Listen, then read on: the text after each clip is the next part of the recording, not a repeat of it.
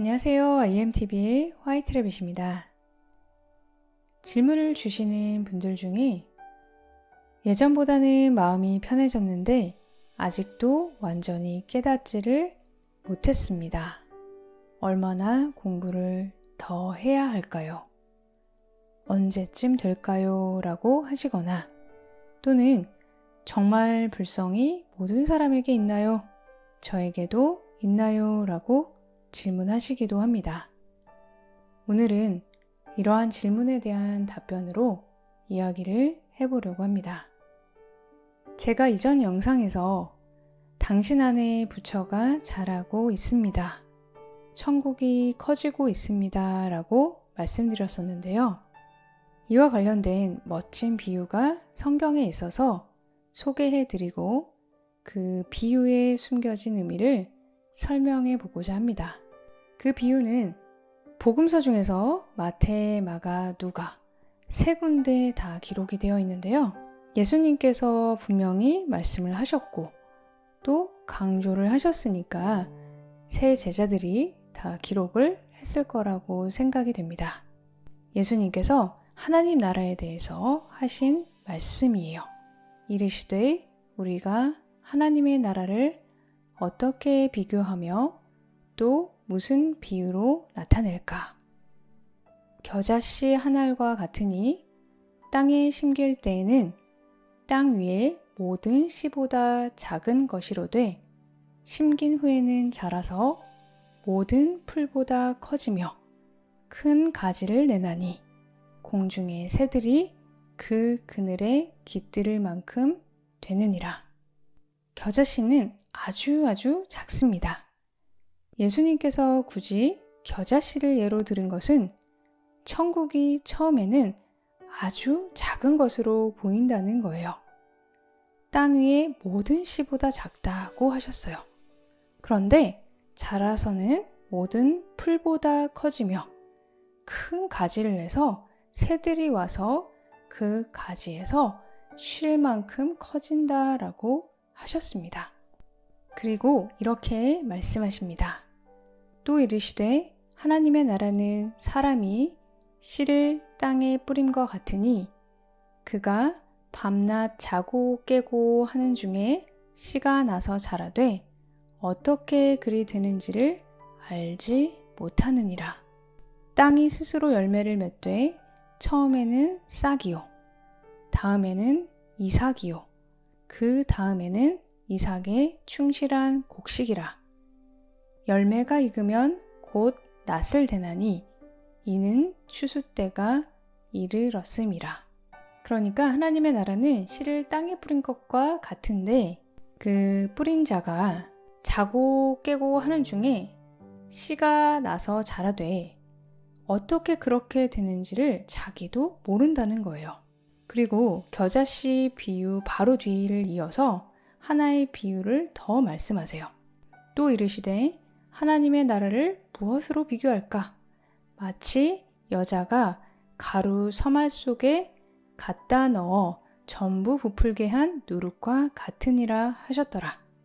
당시 예수님의 심정이 이러하셨을 것 같아요. 하나님의 나라를, 천국을 설명을 해줘야겠는데 사람들이 이해를 잘 못할 것 같고 어떻게 비유를 하면 알아들을 수 있을까? 천국을 뭐라고 표현하지? 어떤 비유를 들면 사람들이 알아들을까? 이렇게 고심하신 것이 느껴집니다. 그래서 당시 사람들에게 가장 친숙한 씨앗이나 빵을 만드는 누룩을 생각해 내셨을 거예요. 겨자씨와 누룩 모두 아주 작고 보잘것없어 보입니다. 그리고 누룩은 반죽에 섞어버리면 표시도 안 나고 있는지 없는지도 잘 모릅니다. 그런데 그 겨자씨가 나도 모르게 자라나면서 커다란 나무가 되고 밀가루보다 훨씬 적은 양의 잘 보이지도 않는 누룩이 반죽에 들어가면 때가 되면 그 반죽을 전부 부풀게 하는 것과 같다라고 말씀하시는 거예요. 천국은 처음에는 잘 표시가 나지 않습니다. 여러분께서 뭐가 달라진 것 같은데 확실하진 않고. 그거보다는 조금 더 큰 변화를 경험하신 분은 예전보다는 훨씬 마음이 편해지고 생각이나 감정에 끌려가지 않는데 아직 확연하진 않아요 라고 하시는 것과 같습니다. 뭔가 달라지고 뭔가가 속에서 약간 부풀어 오른 것 같은데 아직 빵은 아닌 거죠. 이러한 생각이 들 때 우리는 어떻게 해야 할까요? 이 질문에 대한 대답도 예수님은 비유로 말씀하고 계십니다. 씨를 뿌리는 자가 그 씨를 뿌리러 나가서 뿌릴새 덜어는 길가에 떨어짐에 밟히며 공중의 새들이 먹어버렸고 덜어는 바위 위에 떨어짐에 싹이 났다가 습기가 없으므로 말랐고 덜어는 가시떨기 속에 떨어짐에 가시가 함께 자라서 기운을 막았고 덜어는 좋은 땅에 떨어짐에 나서 100배의 결실을 하였느니라 하시면서 또 귀 있는 자는 들을지어다 하십니다.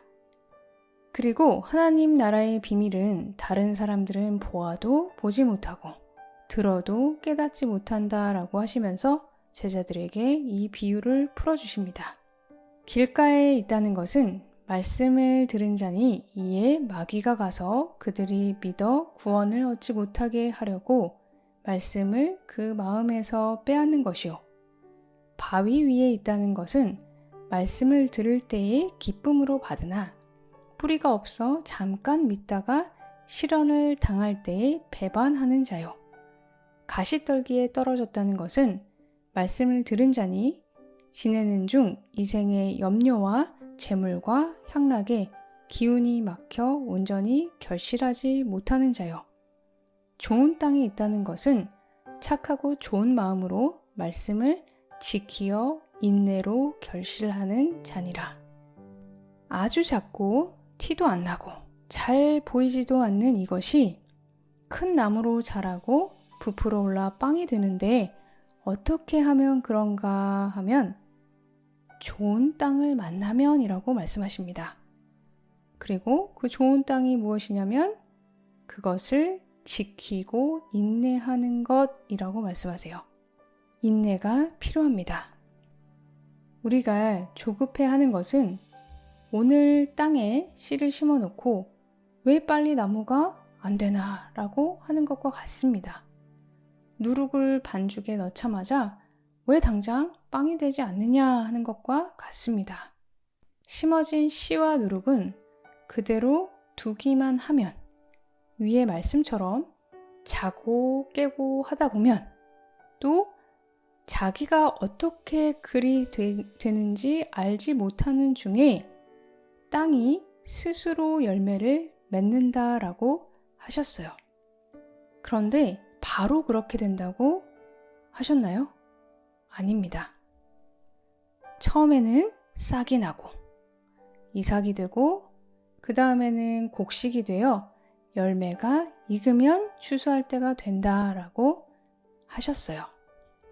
여러분 각자가 방금 심은 겨자씨일 수도 있고 싹이 난 상태일 수도 있고 이삭이 된 상태일 수도 있습니다.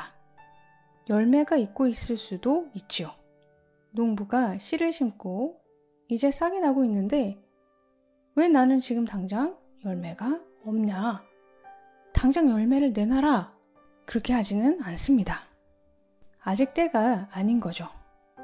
예수님께서 말씀하신 것처럼 지키고 인내하는 것이 더 필요한 것입니다. 지키고 인내하면서 먹고 자고 깨고 하다 보면 다 된다 라고 제가 아니고 예수님께서 천국의 비밀이라고 이야기하셨어요. 아직 열매가 안 보이면 내가 더 먹고 자고 깨고 해야 하는구나 라고 생각하시면 됩니다. 대신 지키고 인내해야 합니다. 무엇을 지키고 인내해야 할까요? 내 중심이에요. 내 마음만 잘 지키면 되는 것입니다. 예전보다 생각과 감정을 지켜볼 수 있게 되었습니다. 마음의 괴로움에서 많이 벗어났어요. 이렇게 싹이 보이면 아, 싹이 나왔네? 나한테 싹이 나왔네. 신기하고 감사하다 하는 거죠. 그 싹을 바라보고 잘 지키고 인내하는 것입니다. 내 속에 겨자씨가 자라고 누룩이 부풀고 있다는 것을 신뢰하고 감사하며 인내해야 합니다. 그것만 하고 있으면 먹고 자고 살다 보면 어느 순간 큰 나무가 되고 빵이 된다는 거예요.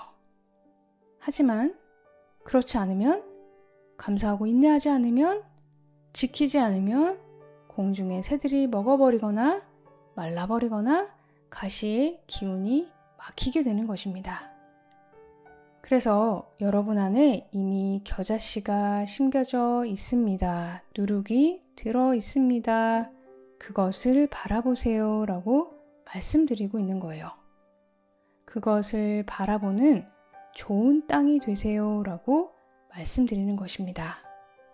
어떻게 보면 이것이 굉장히 쉬운데 우리가 습관화되지 않아서 어려운 거예요. 우리는 항상 바깥을 바라보고 있기 때문에 힘든 거예요. 내 속에 있는 씨앗과 내 속에 자라는 싹과 내 속에서 부풀고 있는 누룩을 보지 않는 것이 습관화되어 있기 때문에 어렵게 느껴지는 거예요. 우리가 할 일은 그것을 바라보고 잘 지키고 인내하면서 자고 깨고 하다 보면 우리도 알지 못하는 중에 큰 나무가 되어 있고 빵이 되어 있을 거라는 거예요. 이것이 예수님께서 제자들에게 말씀하신 하나님 나라의 비밀입니다.